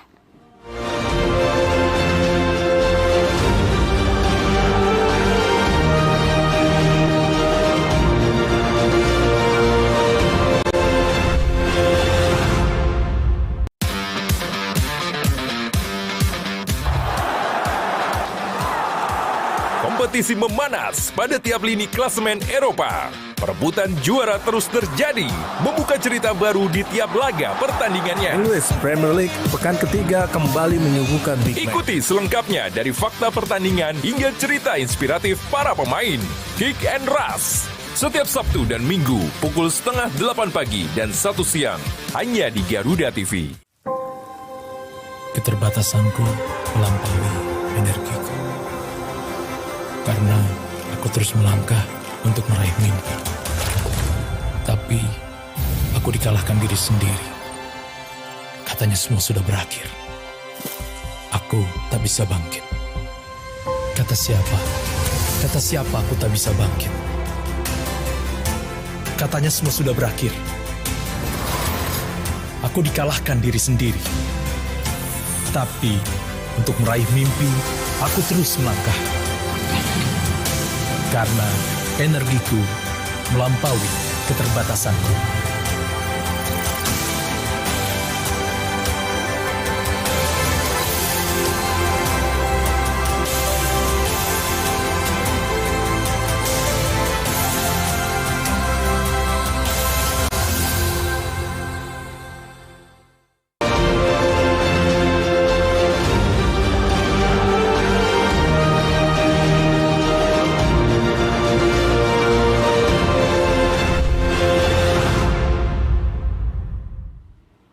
Ya, saya ingin menuju ke Pak Jarod. Menjawab pertanyaan tadi. Kalau tadi kan kita berasumsi bahwa ini datangnya dari negara lain, misalkan dari Filipina, begitu ya. Kalau seandainya ada tidak mungkin analisis yang menyebutkan bahwa sebetulnya Indonesia sendiri bisa memproduksi secara alamiah CS 137 ini? Saya kira kalau produsen aslinya itu dari reaktor nuklir yang punya kemampuan khusus, kita tidak punya. Okay. Kita meskipun punya 3 reaktor nuklir, tapi tidak bisa produksi cesium 137. Dan itu dari luar. Kalau top industri Indonesia itu memakai cesium 137, itu beli dari luar. Bentuknya terbungkus timbal gitu. Nanti beli, dipakai di dalam negeri untuk berbagai keperluan. Nah biasanya izin diberikan oleh Badan Pengawas Tenaga Nuklir. Nanti kalau sudah selesai dipakai, ada 2 opsi. Apakah itu kembali ke negara asal pembuatnya, atau itu akan dilimbahkan di BRIN di Serpong. Nah, tapi memang saya mengatakan sumber kemungkinan kontaminasi sampai Cikande atau tempat lain, moga-moga nggak terjadi, itu bisa dari impor scrap metal dari luar negeri, bisa jadi dari misalnya cesium 137 yang dari dalam negeri, yang kemudian misalnya terbengkalai atau dicuri, kemudian masuk ke peleburan, kemudian scrap metalnya dipakai di dunia industri. Jadi 2 itu. Tetapi sekali lagi, cesium 137 aslinya itu berasal dari luar negeri yang punya reaktor nuklir khusus gitu. Nah, kalau dari Walhi sendiri melihatnya kan sudah terdampak bahwa ini di Cikande. Di Cikande itu bukan hanya industri peleburan saja, ada industri makanan. Oke lah, sudah ditutup beberapa industri-industri yang ada di sana. Tapi ada masyarakat di sana. Nah, radius untuk mendapatkan dampak radiasi dari 137, C137 ini seberapa jauh sih kemudian bisa membahayakan nyawa masyarakat di sana ataupun kesehatan masyarakat di sana? Nah, ini yang sebenarnya kita jadi masih misteri juga ya. Dia sejauh mana persebarannya, karena yang saya tahu ini yang salah satu titik yang paling tinggi misalnya di tungku peleburannya ya, tinggi sekali. Kemudian si slagnya atau si apa ya, slagnya itu apa, bahan dia kan biasanya numpuk di bawah itu ya. Slagnya itu kan dibuang ya, dan karena dia bukan B3 dijadikan buat penimbunan. Nah, itu yang kita nggak tahu nih sudah sejauh mana ini si apa slag metalnya itu ya. Ditaruh di mana? Serpihan metalnya. Bukan serpihan apa ya? Dia kalau di peleburan itu ada yang menggumpal itu ya. Jadi kayak di paling bawah tuh slag biasanya dibuang. Nah, itu dibuang biasa karena sekarang bukan B3 lagi, itu bisa dipakai buat biasanya untuk nimbun lah, buat ninggin tanah atau segala macam. Nah, itu kita nggak tahu nih sekarang sampai sejauh mana dia buang itu kemana, dan tampaknya pemerintah juga belum terbuka ya lokasi mana saja yang dibuang, tempat pembuangannya slagnya itu di mana saja. Kan yang di luar smelternya itu sekarang kedeteksi itu di beberapa tempat. Nah, itu kan berarti kan dia membuang ke sana begitu. Si slagnya itu dibuang ke sana yang jadinya meluas sekali, dan saya nggak tahu konsentrasinya berapa. Setahu saya juga beberapa yang dideteksi titiknya tinggi itu bukan sekedar yang di dalam pabrik peleburan itu ya, tapi di luar juga tinggi 2 kali 3 kali. Itu gitu bisa ya. bertahan di dalam tanah selama beberapa tahun. Kalau misalkan dibuang ke aliran air sungai juga bisa kena panjang beberapa juga tahun. Ya, panjang juga, bisa dia 20, 30. Saya nggak tahu ya konsentrasinya seberapa banyak dan sesolid apa si peleburannya begitu. Oke. Baik, nah sekarang saya ke Pak Jarod. Pak Jarod, ini kan kita nggak tahu dibuang kemana sisa-sisanya begitu. Ada yang mungkin ditanam, ada yang mungkin sudah menyebar kemana. Tapi kita melihat ada upaya dekontaminasi yang dilakukan. Apakah dekontaminasi ini akan efektif untuk meminimalisir dampak dari radiasi CS137? Dekontaminasi itu memang metode standar yang dilakukan oleh suatu pemerintah. Kejadian seperti ini kan kita belajar juga di Brazil ataupun kemudian di Spanyol atau negara lain. Artinya hotspotnya, daerah yang terkontaminasi itu segera diambil tanahnya, kemudian dikumpulkan di suatu lokasi yang bisa diawasi. Atau kalau misalnya agak luas, tanahnya itu digeruk, kemudian dibawa ke satu lokasi namanya transit shelter yang nanti kemudian harus dibuatkan semacam interim storage yang lebih permanen. Nah, dekontaminasi memang kegiatan yang saya sekali lagi, cara terbaik saat ini. Hanya saja seperti Mas sampaikan Bu Saum tadi adalah ketika kita sudah berpikir adanya slag atau padatan sisa peleburan sampai sejauh mana, kita kan sebenarnya tidak tahu juga sudah berapa tahun itu proses ini terjadi. Itu yang harus kita lakukan, karena kita melihat juga ada beberapa titik yang sampai ke warga juga. Nah, itu harus segera ditemukan di hotspotnya di mana. Kalau hotspotnya itu misalnya di atas batas ambang, ya harus segera diambil. Saya dengar memang ada lokasi tertentu di dalam kawasan tersebut akan dijadikan transit shelter atau sudah dijadikan transit shelter, itu dikumpulkan di situ. Kemudian mereka juga akan membangun namanya interim storage yang lebih permanen, yang kelak tentu saja harus ada tempat disposalnya atau pembuangan akhirnya atau landfillnya. Itu yang menurut saya tugas Badan Pelaksana dalam hal ini BRIN untuk menjadi koordinator terkait dengan limbah radioaktif akhirnya. Itu kira-kira. Ya, Pak Jarod, kalau memang BRIN yang harus menjadi koordinatornya, apa kemudian perkembangan terbaru dari BRIN sendiri soal radiasi CS137 ini? Karena kan informasinya sudah ada 9 pekerja ya Pak ya yang terdampak. Silakan di-unmute, Pak. Saya kira saya hanya mengatakan bahwa Undang-Undang Nomor 10/1997 Badan Pelaksana itu adalah penanggung jawab pengelolaan limbah radioaktif. Kalau di awal misalnya dekontaminasi, penyimpanan sementara, transit shelter, dan lain itu bisa dilakukan oleh siapa saja. Memang BRIN dalam hal ini sekarang menjadi semacam ikut memberikan arahan bagaimana sisi teknisnya, bagaimana melakukan dekontaminasi dan lain sebagainya. Terus kemudian terkait 9 orang yang menjadi saat ini dikatakan terpapar, memang di rumah sakit biasanya mereka secara standar di-treat atau diobati dengan Prusia, itu ya semacam obat yang biasa kita pakai kalau seseorang mengalami Prussian blue, seseorang mengalami kontaminasi di tubuhnya. Nanti biasanya kemudian dia dilihat pakai whole body counter, ada alat yang bisa melihat ke dalam tubuhnya, karena Prussian blue ini kan segera menyerap cesium-137 dalam tubuh dan mengeluarkan melalui kotoran manusianya. Nah ini kasus ini juga terjadi di Batan Indah tahun 2020. Jadi moga-moga ini segera cepat teratasi juga. Nah sekarang saya menuju ke Wahyu. Wahyu, ini kan ada sebuah perusahaan lah yang diduga yang menyebabkan terjadinya kontaminasi CS137 ini. Seperti apa sih kemudian bantuan advokasi ataupun juga perhatian Walhi untuk mereka-mereka yang terdampak dari CS137 ini? Ya, kalau kita sih sebenarnya minta penelitian epidemiologi secara, dulu kan waktu Batan Indah itu kurang dilakukan ya, penelitian epidemiologinya kurang gitu ya. Mungkin ya waktu itu juga keburu ada pandemi kan ya, jadi nggak terlalu komprehensif gitu ya.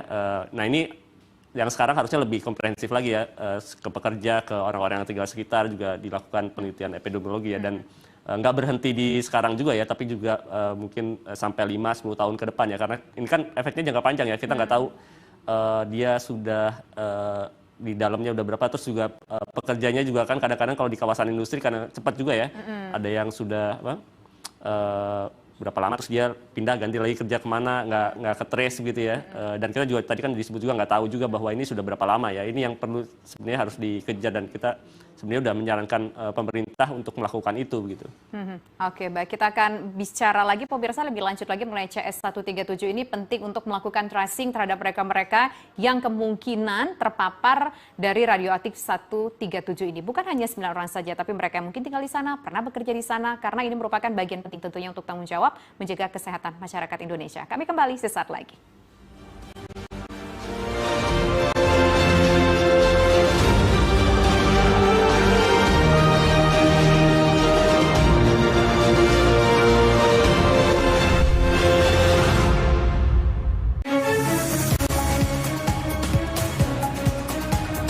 Rangkaian informasi terkini dan mendalam, mengupas peran strategi dan peran penting para pengambil kebijakan. Bisa kita, kalau perlu kita intervensi, kita bantu. Menghadirkan fakta, bukan wacana. Kalau LPM kamu saya tangan kamu. Dalam Kabinet Merah Putih. Setiap hari, pukul 5 sore. Hanya di Garuda TV. Menyajikan diskusi hangat yang tengah menjadi sorotan publik bersama tokoh berpengaruh di negeri ini. Terjadi apabila ada pengetahuan dan keberanian mengungkap berbagai pandangan dari isu sosial, politik, dan ekonomi. Program kunci dari Pak Prabowo adalah membangun SMA unggul. Tempat di mana ide memiliki arti penting. Kami beri nama Transkia Raha. Orang penting setiap Jumat pukul 9 malam hanya di Garuda TV.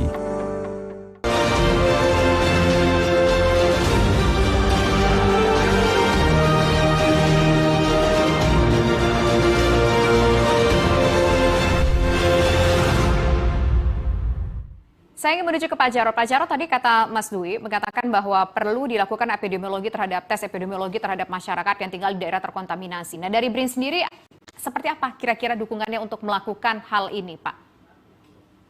Saya kira kita cenderung tidak ingin melakukan suatu tindakan yang menimbulkan suatu efek ketakutan psikologis. Biasanya kami itu di dunia nuklir biasanya kita selektif. Jadi kita tangani kalau terdeteksi ada alat monitor yang menyatakan bahwasanya seseorang atau daerah itu ada paparan tinggi, baru kita lakukan suatu pemeriksaan secara khusus. Jadi itu yang kita lakukan termasuk ketika ada indikasi yang 9 orang ini mendapatkan suatu paparan yang lebih tinggi dari biasanya. Nah ini yang kita lakukan, jangan sampai nanti terus kita misalnya, kami kayaknya saya badannya nggak enak dan lain sebagainya, sementara di daerah tersebut mungkin tidak begitu terlalu tinggi paparan radiasinya. Itu kira-kira yang bisa kita lakukan dalam hal selektivitas untuk pemeriksaan terhadap warga maupun pekerja yang ada di situ. Tapi saya setuju bahwasannya ini adalah sesuatu yang bisa jadi berlangsung di kawasan tersebut relatif lama, hanya saja terkuaknya karena ada kasus udang beku yang terdeteksi di Amerika. Ini yang perlu kita beri catatan juga supaya pemerintah lebih serius dalam hal bagaimana Cikandi itu dilihat jalurnya itu dari mana, sampai sejauh mana itu cemarannya di kawasan tersebut. Nah, ini tantangan tersendiri tentu saja apa yang terjadi di lapangan. Tapi dengan demikian apakah kira-kira seluruh kawasan industri yang ada praktek pengelolaan logam, peleburan logam harus dilakukan tes radiasi CS137 ini, Pak? Atau kita melakukan... silakan Pak Jarod. Ya, saya sendiri mengatakan bahwasanya kita memang harus mencermati tempat peleburan-peleburan tersebut. Kita harus mencermati, terutama sejak kejadian itu terjadi di Pulau Jawa ini. Kalau misalnya kita juga mau melihat kemarin ada berita jengkeh juga di Lampung, jangan-jangan itu area di mana kita di Jawa dan Lampung itu perlu kita analisis lebih dalam tempat-tempat peleburan yang ada. Tapi tentu saja kita harus melihat tempat-tempat peleburan yang relatif besar tentu saja. Karena bagaimanapun juga kita kan tidak bisa melakukan ke semuanya. Paling tidak itu cara yang terbaik. Jadi di samping tadi ada radiation portal monitor, ada database tentang cesium 137 yang tertelusur, juga kita mampu mendeteksi apa yang terjadi di tempat-tempat peleburan yang relatif besar. Itu paling tidak akan meminimalisir kejadian seperti Cikandi ini terulang. Mas Dwi, apakah dari catatan Walhi sendiri ada beberapa lokasi lagi yang mungkin rentan terkontaminasi radiasi CS137 ini selain Cikandi? Kami menduga ada beberapa tempat lagi sih ya. Sebenarnya tidak cuma radiasi ya, cuma soalnya ini smelter ini banyak yang menggunakan mengimpor juga termasuk ya beberapa logam yang terkontaminasi B3 sebenarnya ya. Jadi kita sebenarnya udah selain radioaktif juga ada beberapa yang kita curigai sebenarnya dia ada logam berat lain gitu ya di dalam karena masyarakatnya juga udah ngeluh ke kita gitu ya bahwa kalau yang radiasi kan sulit ya, mereka nggak terlalu terasa ya. Tapi yang kontaminasi lain itu udah mulai terlihat di beberapa tempat gitu. Misalkan apa tuh Mas, radiasi selain yang benar-benar, ini kan memang radiasi yang kita khawatirkan menjadi mencuat CS137 karena sudah informasi sampai go internasional gitu ya, kita tahu juga gara-gara Amerika begitu. Kalau dari catatan Walhi sendiri, selain soal radiasi ini, apa kemudian yang harus diwaspadai lagi radiasi-radiasi jenis lainnya? Ini ada logam berat ya, ada timbal, kemudian kadmium, kromium gitu ya di dalam beberapa industri lain gitu yang kemudian juga dia buangnya juga sama seperti ini sih ya. Si slagnya kan juga sudah bukan B3 jadi dia buang sembarangan. Kemudian juga debunya, partikulatnya juga kerasa mulai kelihatan. Biasanya yang saya tahu juga ini juga sempat ada komplain ya dari warga sekitar di situ kan ada beberapa smelter itu udah komplain sebenarnya. Bahkan KLHK sempat sidak juga ya sebulan sebelum kejadian ini sempat sidak dan si petugas KLHK sempat dipukuli juga sama aparat keamanan begitu ya yang menjaga di sana begitu. Jadi agak unik juga sih sebenarnya. Nah, ini harus dilihat ke arah sana juga ya bahwa lihat ini ada sebenarnya sesuatu yang melanggar begitu ya. Kemarin-kemarin mungkin nggak tahu bahwa karena nggak diperiksa radiasinya begitu ya, dianggapnya pelanggaran unsur yang lain begitu ya, dianggapnya ya biasa aja dibiarin gitu. Tapi ternyata kan justru dari luar negeri duluan yang kayak semacam mengingatkan bahwa ini ada yang unsur yang lain nih yang pelanggarannya begitu ya, yang harus juga diselidiki begitu. Kalau dari Walhi sendiri apakah sudah tahu apakah kira-kira peristiwa ini perusahaan yang dianggap bertanggung jawab sudah ada proses ataupun langkah hukum yang dijalankan, seperti apa progresnya? Setahu saya sedang ini ya, progresnya memang ya kami juga sempat ditanya gitu ya soal pidananya gitu ya, bagaimana kelanjutan si proses pidananya dan proses pidananya. Dan ini memang harusnya pidana ya terhadap si industrinya ataupun bisa jadi pengawasnya juga ditegur gitu ya karena tidak lalai melakukan pengawasan. Tapi KLHK datang ke sana digebukin gitu. Ya itu sebulan sebelum ramai di Amerika ya itu sempat. Ya di kawasan itu ya, dekat kawasan itu juga, smelter juga ya. Oke, saya ingin menuju ke Pak Jarod. Pak Jarod, sebetulnya mungkin ada upaya ya pengecekan secara random dilakukan oleh kementerian ataupun lembaga terkait. Tapi ternyata karena mungkin dianggap memasuki wilayah yang dilarang oleh pihak awam atau pihak lain untuk masuk ke dalam sana, justru petugasnya yang datang ke sana yang dipukulin begitu. Kalau dalam kondisi seperti ini, langkah apa kemudian yang bisa dilakukan oleh negara supaya bisa betul-betul melindungi masyarakat Indonesia, supaya nggak kejadian lagi peristiwa radiasi CS137 ini? Terakhir Pak Jarod. Ya, saya kira yang harus juga dilakukan PR pemerintah itu juga menyampaikan, mengkomunikasikan secara transparan tapi tidak menakut-nakuti gitu apa itu cesium 137. Tapi saya yakin tantangan terbesar itu justru dari internal kami di pemerintah sendiri. Kadang-kadang ya kita menjelaskan ini Bapak perlu bisa, kami sampaikan jelaskan apa itu Cesium 137, supaya mereka juga menghadapi masyarakat itu juga lebih mudah. Tapi itu rupanya itu urusan Bapak saja. Ini kan kadang-kadang masalah koordinasi menjadi sangat menjadi satu kelemahan di kita di pemerintah. Nah itu satu. Yang kedua adalah bagaimana aturan itu banyak bagus di Indonesia itu aturan tentang bagaimana keselamatan, keamanan. Tapi implementasinya yang mungkin menjadi tantangan tersendiri. Terutama bagaimana kita, saya katakan ya radiation portal monitor itu untuk bisa hitnya supaya keluar masuk terdeteksi itu mahal kalau dalam keadaan normal. Tapi keadaan sekarang itu terasa lebih mahal kerugian yang kita alami akibat kita mungkin ekspornya jadi mahal sekali, kemudian kita mungkin citranya jadi jelek. Jadi itu menjadi catatan kita supaya pemerintah memperbaiki. Oke, baik. Terima kasih Pak Jarod, terima kasih juga Mas Dwi sudah berbincang bersama kami. Pemirsa, memang kita harapkan agar di kemudian hari tidak ada lagi peristiwa ataupun kasus-kasus dampak radiasi dari CS 137 ini. Dan kita juga berharap tentunya 9 orang yang sudah terdeteksi terkontaminasi dari radiasi CS 137 ini bisa betul-betul mendapatkan penanganan yang tepat dari pihak terkait. Dan kita juga tentunya mendukung upaya yang dilakukan pemerintah untuk melakukan pemeriksaan sampai sedetail mungkin supaya radiasi dari CS 137 ini tidak lagi terjadi ke depannya. Masalah kesehatan menjadi ancaman, termasuk juga citra kita sebagai negara yang mengekspor beberapa komoditas tertentu. Demikian kebersamaan kita dalam Indonesia Kita kali ini. Saya Tisa Noveni undur diri, terima kasih, selamat malam, sampai jumpa.